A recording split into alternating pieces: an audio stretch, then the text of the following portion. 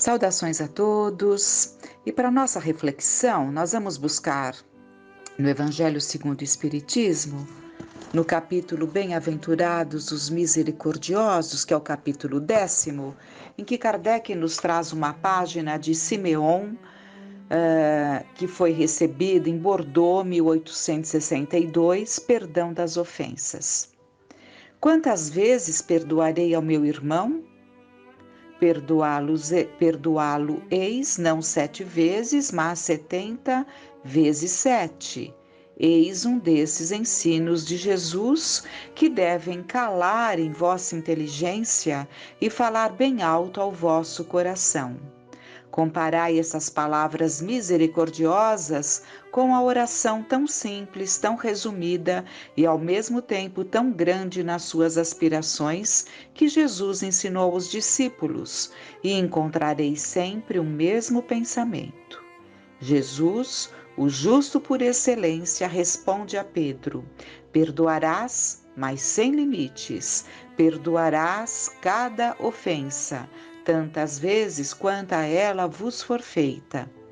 Ensinarás a teus irmãos esse esquecimento de si mesmo que nos torna invulneráveis às agressões, aos maus tratos e às injúrias. Serás doce e humilde de coração, não medindo jamais a mansuetude, e farás, enfim, para os outros o que desejas o que o Pai Celeste faça por ti. Não tem ele de te perdoar sempre? E acaso conta o número de vezes que o seu perdão vem apagar as tuas faltas? Ouvi, pois, essa resposta de Jesus, e como Pedro, aplicai-a a vós mesmos. Perdoai, usai a indulgência, sede caridosos, generosos e até mesmo pródigos no vosso amor. Dai, porque o Senhor vos dará. Abaixai-vos, porque o Senhor vos levantará. Humilhai-vos, que o Senhor vos fará sentar à sua direita. Ide, meus bem-amados, estudai e comentai essas palavras que vos dirijo de parte daquele que do alto dos esplendores celestes tem sempre os olhos voltados para vós e continua com amor a tarefa ingrata que começou há 18 séculos. 18 séculos na época em que essa mensagem foi trazida, né? Por volta de 1862, exatamente, 1862. Então, nós vemos sempre esse convite, esse incentivo, esse alerta para que perdoemos, e podemos nos questionar, mas como perdoar certas situações, como conseguir lidar com isso, como cicatrizar determinada ferida ainda aberta, né? Então são questionamentos que nós podemos ter, mas não podemos desconsiderar de modo algum os sábios ensinamentos de Jesus. Se ele nos ensinou e nos incentivando sempre a tolerar, compreender, respeitar, para podermos perdoar, para podermos amar. Então vamos refletir sobre as razões, sobre as consequências felizes trazidas pelo perdão. No livro Obreiros da Vida Eterna, André Luiz nos relata o seu encontro com o irmão Gotuso, e ele dedica todo um capítulo ao irmão Gotuso.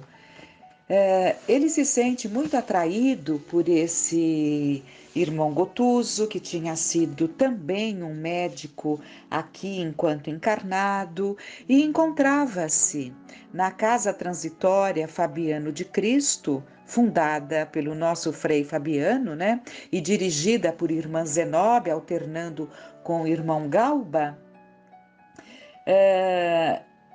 E ele encontrava-se ali em trabalho, né? Aliás, André Luiz narra da sua disposição tão grande ali em auxiliar, usando do seu conhecimento, dos seus recursos, né? Ocorre que ele trazia um grande problema do passado, uma mágoa profunda. E nós vamos ler ali as palavras de André Luiz para que entendamos bem por que o irmão Gotuso, tão dedicado na casa transitória Fabiano de Cristo, dedicado a todos aqueles pacientes ali recolhidos e que necessitavam dos seus cuidados médicos, digamos assim, né?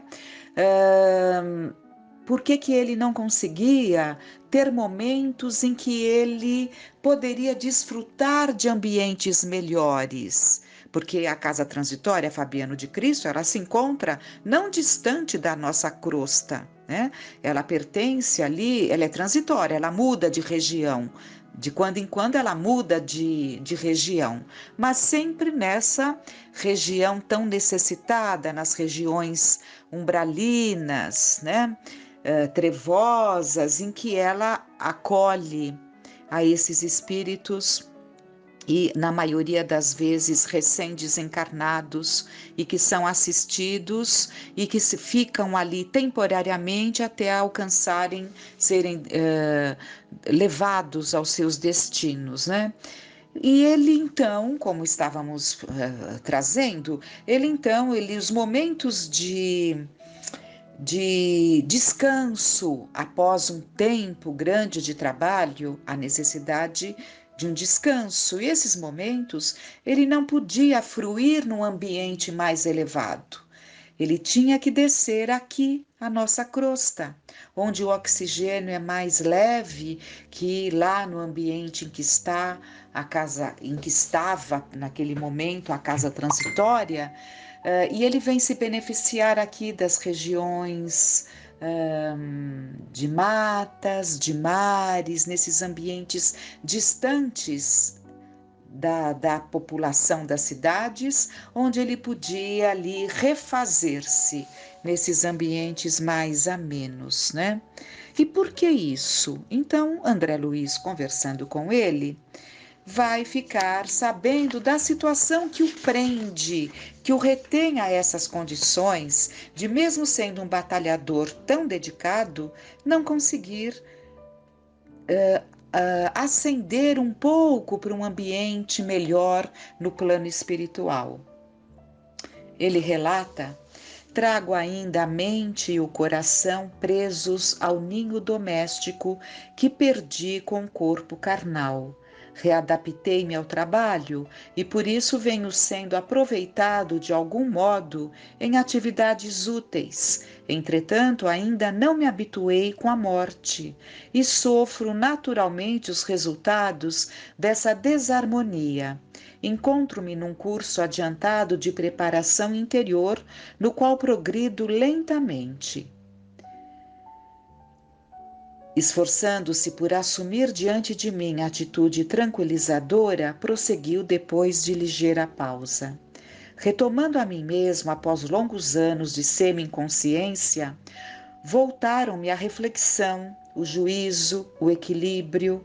Ó, meu amigo, que saudades torturantes de minha casa feliz.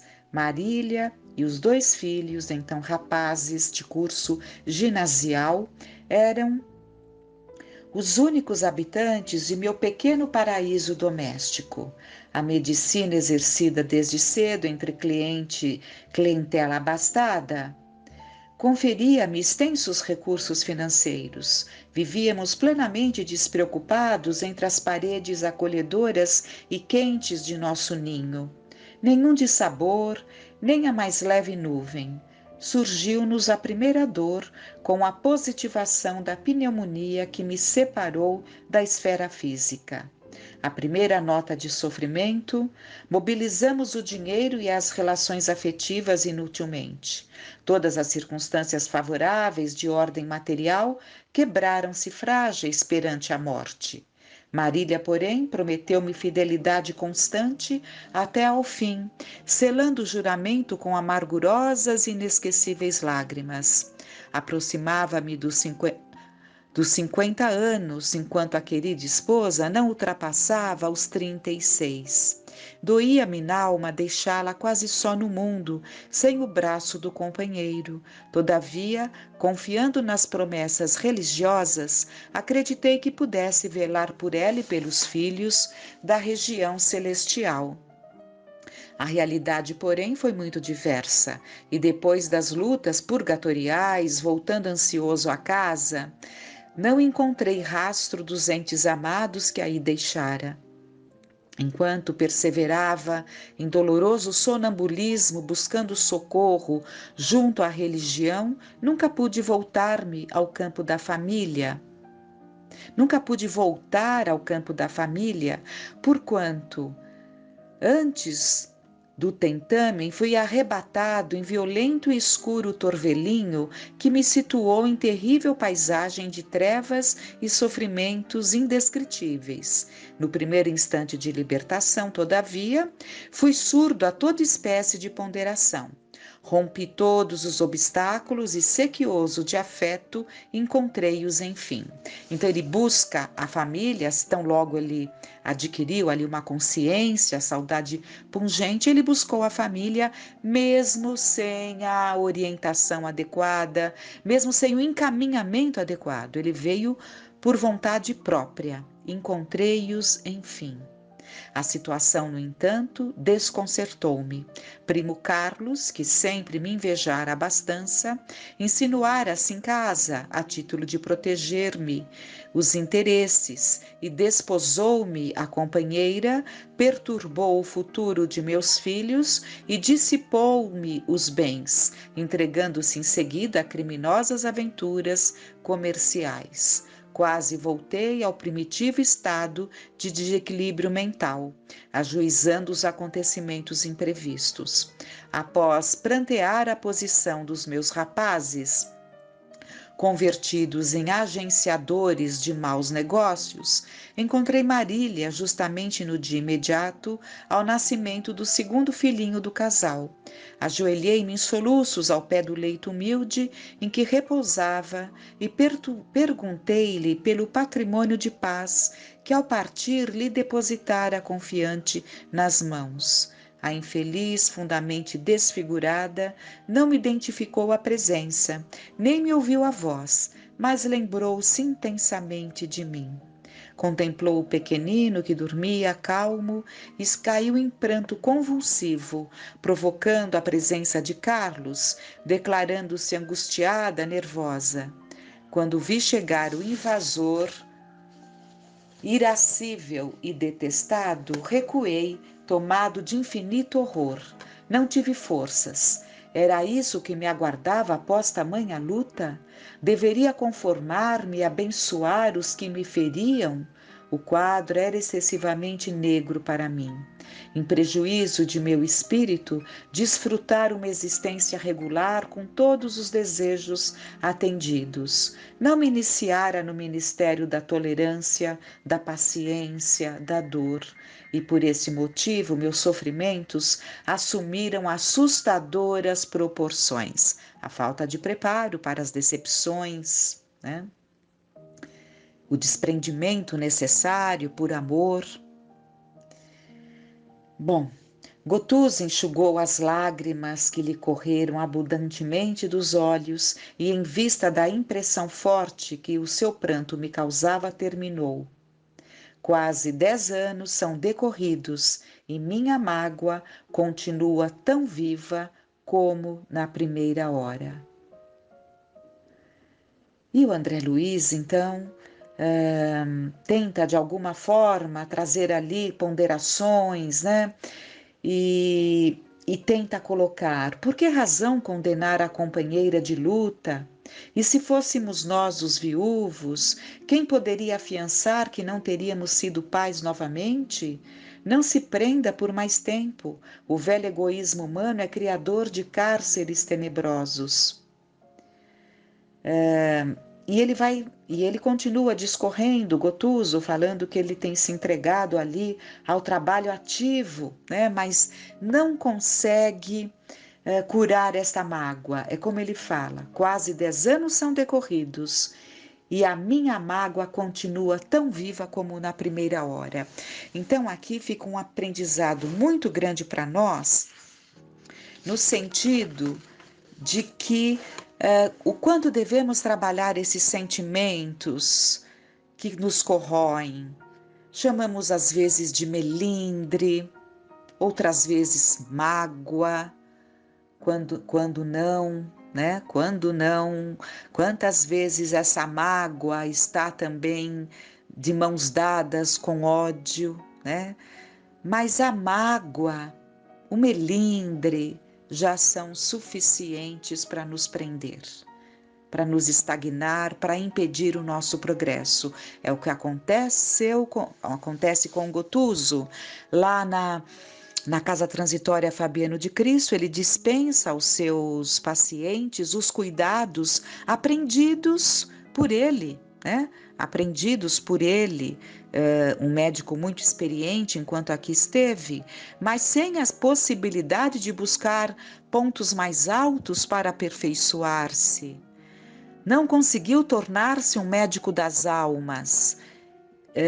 Desenvolvia um trabalho mais voltado ao perispírito daqueles tantos, mas era muito querido por todos. Vibrações amorosas não lhe faltavam por todos aqueles pacientes que eram cuidados por ele, horas ininterruptas de dedicação, de amor, de carinho, de atenção àqueles tantos que ali estavam.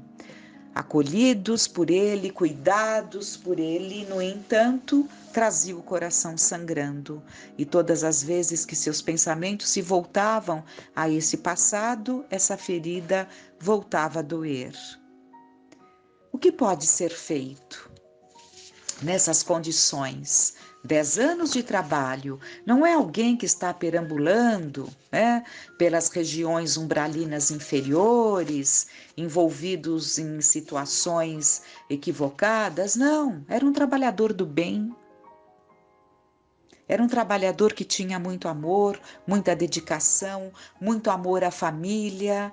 Só que foi, como nós percebemos, e ele mesmo nos traz, um amor preso ao reduto familiar, e isso nos leva a um amor egoísta, né?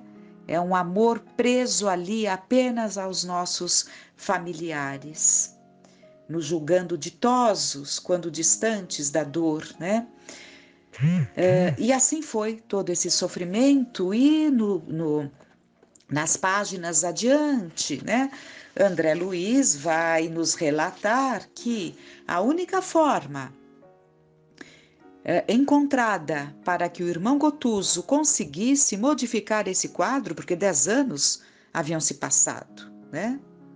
10 anos havia se passado. Então, tinham se passado 10 anos. 10 anos é muita coisa.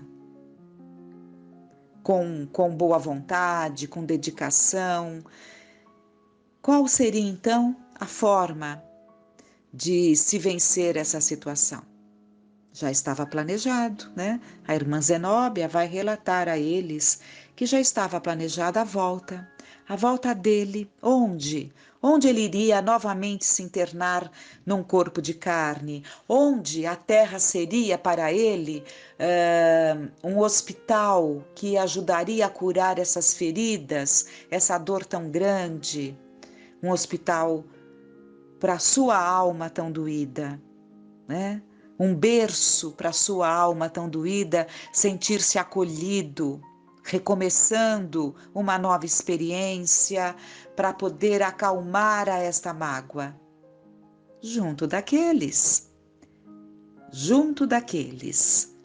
Evidentemente que não da esposa, né? Ele não seria filho da esposa, nem seria possível uma situação dessa, né? Ela já estava ali no terceiro filhinho, e esse terceiro filhinho já tinha sido mais adiante, enfim, ela não teria mais condições. Viria como neto, né? Neto dela, neto do primo, e como neto recebendo todos os carinhos do avô, ele conseguiria modificar essas disposições, essa aversão em relação ao primo.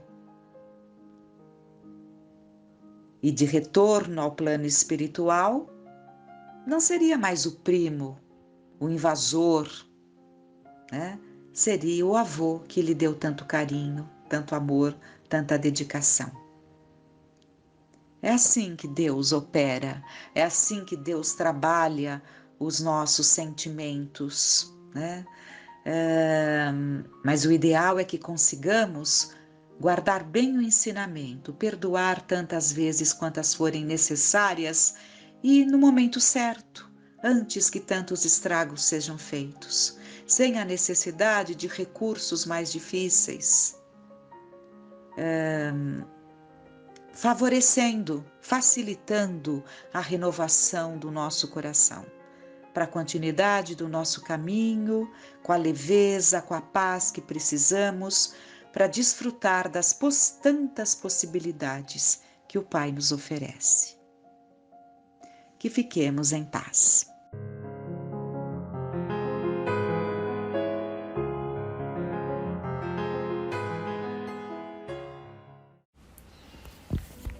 Olá, tudo bem? O tema da palestra online de hoje é a lamentação. Nós vamos ver o que o Espírito Joana de Ângeles nos fala a respeito desse tema, dando continuidade então ao capítulo 10 do livro Autodescobrimento, uma busca interior, psicografado pelo médium Divaldo Franco. O capítulo 10, então, trata centralmente, o tema central são os conteúdos perturbadores. Nós já falamos da raiva, do ressentimento e hoje falaremos da lamentação.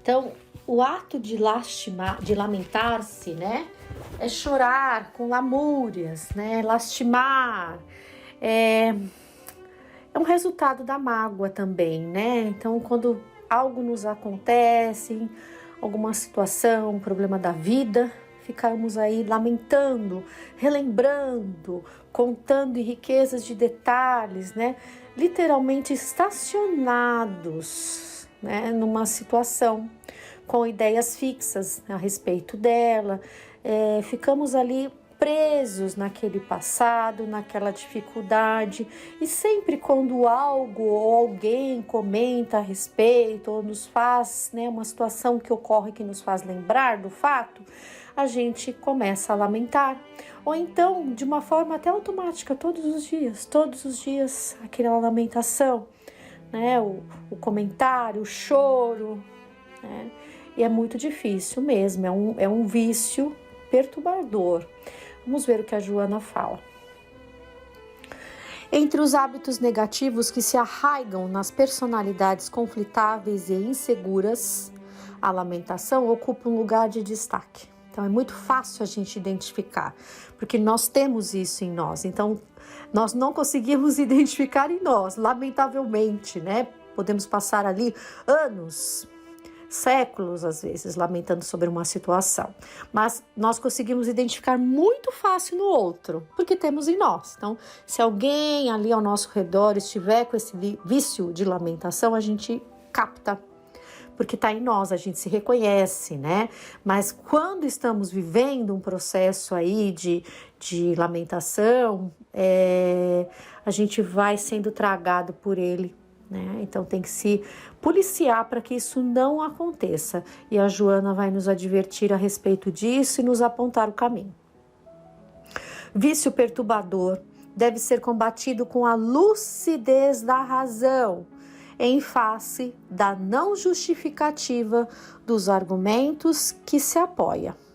Então, razão, lucidez, temos que cair em si, Cair em si, se observar e ver a situação e opa, o que eu estou fazendo comigo mesmo, O que está acontecendo comigo, cair em si, gente, é ser chamado à razão. Não tem outra explicação mais clara e mais transparente, E não tem justificativa para se lamentar. Nós sabemos que nós somos herdeiros de nós mesmos.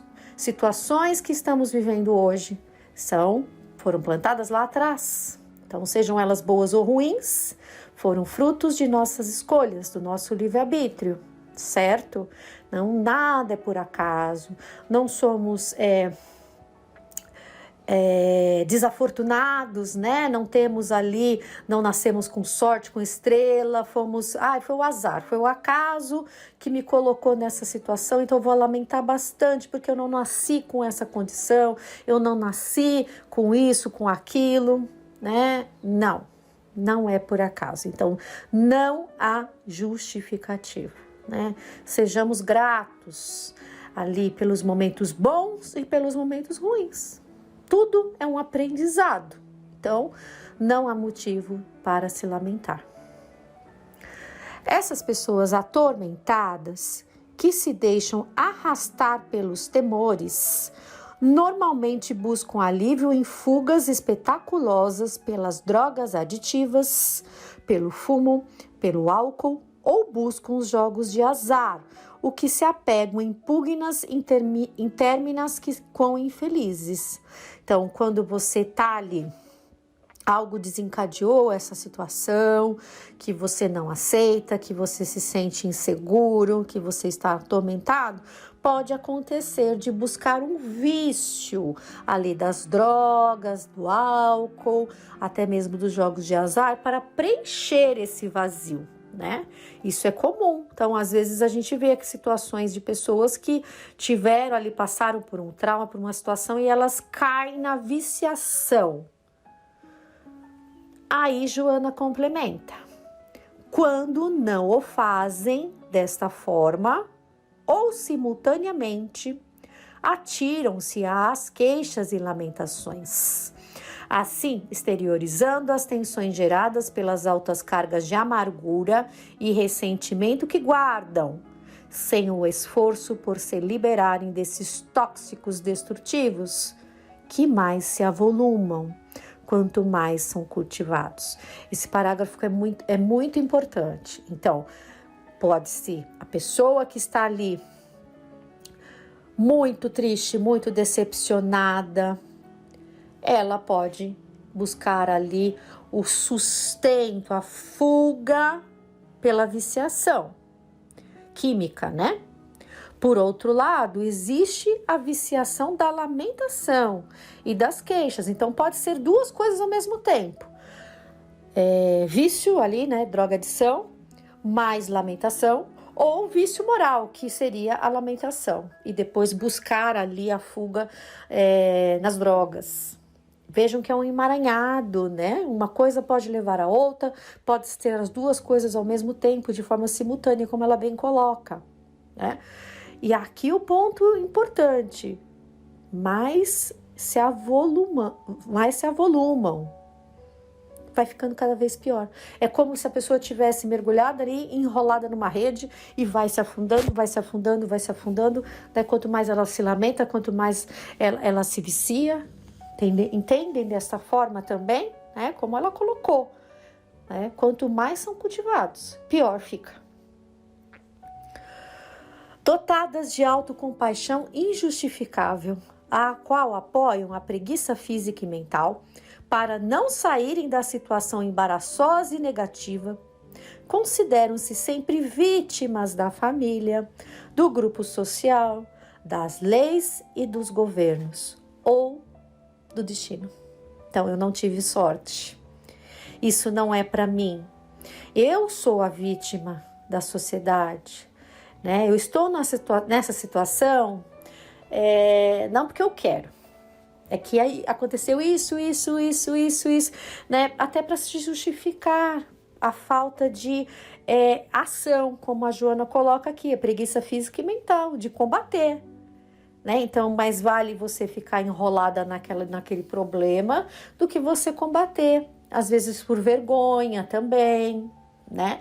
Mas nada vai fazer com que saiamos dessa situação se não formos nós mesmos. Ninguém vai conseguir tirar a gente. É a gente que vai ter que se esforçar. E isso a Joana também vai falar um pouco mais adiante. Então, no entanto, poderiam ser saudáveis e ditosas, né? Alegres, felizes, essas pessoas, caso se resolvessem por adotar o vício do otimismo. Ela coloca até, tá aqui nessa edição, em itálico, né? Então, como fazer isso, né? Você pode escolher ser feliz.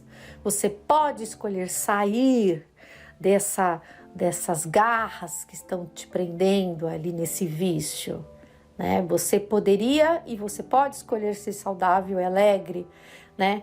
Troque um vício, né, entre aspas, pelo outro, que é do otimismo, é da alegria. Então, quem lamenta está ali estacionada. O otimismo vai te resgatar da situação. É a mesma coisa que a gente precisar tomar um remédio, precisar tomar uma atitude, né? Faça o que tiver que ser feito. Dê o seu melhor. Você tem que fazer, você tem que agir, né? Não adianta falar, eu sou, como é que as pessoas falam? Confiante, motivado, né? Eu sou motivado, mas tem que ter a ação, tem que ter a determinação, tem que ter ali a continuidade, ali a busca, né? Então, uma coisa vai eliminar a outra e somente algo muito bom pode eliminar esse pessimismo, essa lamentação, que seria o otimismo. Ninguém alcança patamares superiores sem o empenho para conquistar os mais baixos, aqueles de difícil acesso. Então, são lutas, batalhas, provas. Como nós saberemos se somos capazes de vencer um vício se nós não enfrentarmos? Não é? Não adianta fugir.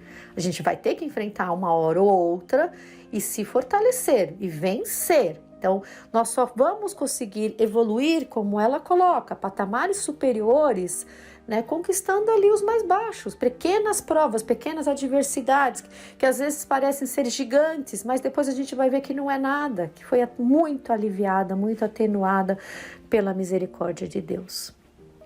Vencida uma etapa, outra surge, convidativa, como desafio a logros mais apreciáveis. Um dia de cada vez, passos novos, desafios novos surgirão em nossas vidas e nós nos lembraremos de como conseguimos vencer outras etapas e nos fortaleceremos, né? Nos tornaremos ali mais confiantes, mais firmes, né? Mais otimistas, que tudo passa. Quem prefere a lamentação ao esforço, acreditando que as demais pessoas foram aquinhoadas sem mérito, opta pela situação de vítima de si mesma, em vez de triunfador sobre os próprios limites. Então, é um estacionamento, é uma falta de esforço, né? Fica ali parada, chorando, lamentando, presa a um passado, né? Quando poderia ter o triunfo sobre os seus próprios limites, né? É uma sensação maravilhosa quando nós conseguimos vencer uma dificuldade, né? Quando nós conseguimos vencer a nós mesmos. E só nós sabemos como é essa luta íntima, essa batalha. Patologicamente se compraz na situação insustentável, tornando a existência uma canga de elevado teor desequilibrante, né? É um instrumento de suplício. Então, você cultiva aquilo, você cultiva. É como se fosse cumprida uma pena, a cela estivesse aberta e você fica ali agarrada ainda àquela cela. Você quer ficar ali, você não sai, não evolui. A sua ótica é sombria por considerar que tudo e todos conspiram contra a sua paz e felicidade. Que difícil que é viver assim, né? Achar que está sendo perseguido, que tudo está dando errado, né? Que todo mundo quer te machucar, que todo mundo quer te ferir, né? Saísse da concha da autocompaixão e se deslumbraria com o sol e a natureza, convidando ao banquete da alegria. Então, existe uma forma de se reverter isso, né? O sol, você sair da escuridão, você ir no sol, você respirar, né, na natureza, respira. Você está sufocada por essa dificuldade, você conseguir superar, né? E respirar, sentir aquele alívio, aquele bálsamo, aquele recomeço, um reconforto, né? O banquete da alegria. Mas ele só vem com a ação, com a atitude, com a determinação Nunca, jamais com o estacionamento, com a lamentação, com o choro. Preenchesse os vazios espaços mentais com preocupações positivas, recheadas de ações que favorecem o progresso, e respiraria o clima do otimismo, estimulando o autocrescimento, fruindo, desfrutando as dádivas do bem-estar existencial. Como se diz, né, dentro do centro da doutrina, você se tornar útil, né? O trabalho é uma bênção, porque você vai ocupar a sua mente com coisas boas, né? Como ela recomenda aqui, preencher os vazios espaços mentais com preocupações positivas, otimismo, alegria de viver, confiar ali na misericórdia divina. A lamentação como a queixa são morbo. Morbo quer dizer enfermidade, moléstia. A lamentação como a queixa são morbo pestilento de fácil contágio pelos vapores e vibrações tóxicas que esparzem. É mesmo, né? Contamina ao redor. Contamina. Se a gente estiver perto de alguém que estiver se lamentando, a gente, de uma forma ou de outra, a gente vai se contaminar, porque ainda é da nossa natureza, né? Ficar nessa viciação de criticar, de chorar, de se lamentar. E esse contágio é importante nós, né, que somos espíritas, lembrarmos que não é só para os encarnados, né? Nós vamos sintonizar e atrair espíritos na mesma condição, na mesma faixa vibratória. Olha que sério. A saúde mental exige esforço pessoal que é intransferível, caracterizado pelo real desejo do equilíbrio, ou seja, ninguém vai fazer o trabalho por nós, né? E é real desejo, não é aquela vontadezinha, eu quero melhorar, mas aí você descamba na lamentação, descamba no estacionamento e fala, eu não tenho sorte, não dá certo, já tentei sair dessa situação, mas não dá certo, tem que realmente querer, né? É o se tornar-se, é uma transformação, é a reforma íntima. Uma decisiva disposição para o autoencontro e o empenho para consegui-lo são os instrumentos hábeis para o tentame, que se coroará de êxito. Toda empresa, para alcançar metas, impõe trabalho que não cessa, ou seja, ela traz um exemplo de algo mais tangível, mais palpável para nós, né? O mecanismo é o mesmo. O empreendimento da autovalorização, com a consequente conquista de si mesmo, é de largo percurso e sua gratificação se alcança nas diferentes etapas do processo de libertação dos vícios e acomodações habituais. Então, se uma empresa, para que ela funcione, para que tudo dê certo nos seus resultados, sejam eles de curto, médio ou longo prazo, tem que ali, né, ter atitudes, ações, né? É um trabalho incessante ali de correção para atingir o êxito. Então, nós somos ali os comandantes de nossas vidas, né? Temos que agir dessa mesma forma. E não é do dia para a noite, não é com uma única ação, não é com uma única tentativa, né? Pode ser que tenhamos ali 10, 20 tentativas frustradas para começar a conseguir uma com êxito. Começar a ver o resultado, mas nós vamos ver o resultado. Isso que é importante, nós sabermos que os resultados começam a aparecer. A vida é rica de convites ao progresso e à responsabilidade, em iguais condições para os indivíduos. Eu penso que caminham juntos, né? O progresso e a responsabilidade, porque quando não queremos assumir responsabilidades, nós estacionamos. Mesmo aqueles que ora se apresentam limitados ou aparentemente impedidos não se localizam fora do processo, por estarem incursos nos imperativos da reencarnação, que alcança todos que se comprometeram com a ociosidade e a delinquência, convidando-os ao reequilíbrio, à reparação. Esse fluxo de ir e vir é inevitável, né? Então, o encarne e o desencarne, até o momento da plenitude, que se atinge mediante a consciência objetiva, quando se consegue sintonizar em harmonia com a cósmica. A oportunidade será dada a todos. Passo a passo, realização a realização, o ser libera os potenciais adormecidos e com entusiasmo ascende moralmente, enquanto adquire os conhecimentos que o intelectualizam para entender as leis da vida.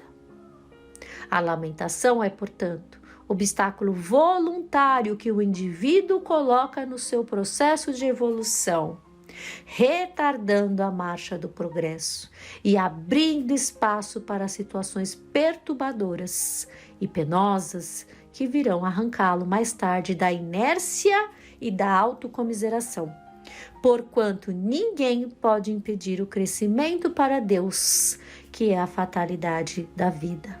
Então, é como se nós tivéssemos colocado ali, voluntariamente, nós mesmos colocado uma barreira, uma pedra, uma rocha enorme na nossa frente, nos impedindo de caminhar, de deixar para trás, porque a gente fica preso nessa situação. E aí o trabalho vai ser nosso, né? De implodir essa pedra, de remover esse obstáculo, né? Como a Joana colocou no início, fica pior, fica mais difícil a tratativa, mas sempre há uma solução. Então, comecemos aí a cultivar o otimismo, a ver ali, né, como dizem, o copo meio cheio, que lições eu aprendi dessa situação, qual foi a coisa boa que saiu disso tudo, né? Vamos ver por um outro lado, né? E confiar em Deus, confiar nos desígnios de Deus.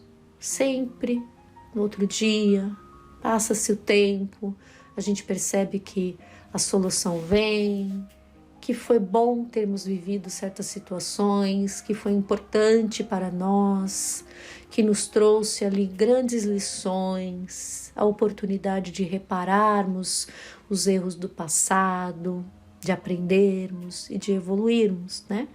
Então, vamos nos analisar, vamos questionar, né? Se nós estamos abrigando a lamentação em nós, se nós estamos conseguindo, por exemplo, encerrar ciclos, né? Ciclos têm que ser fechados, encerrados.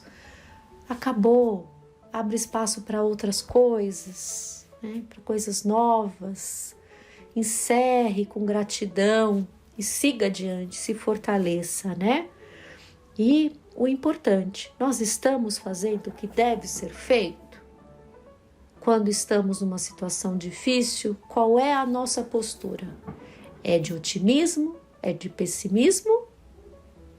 É de lamentação ou é de gratidão? Então, que nós possamos refletir sobre esse tema e que Deus nos abençoe e nos ampare. Até a próxima, se Deus quiser.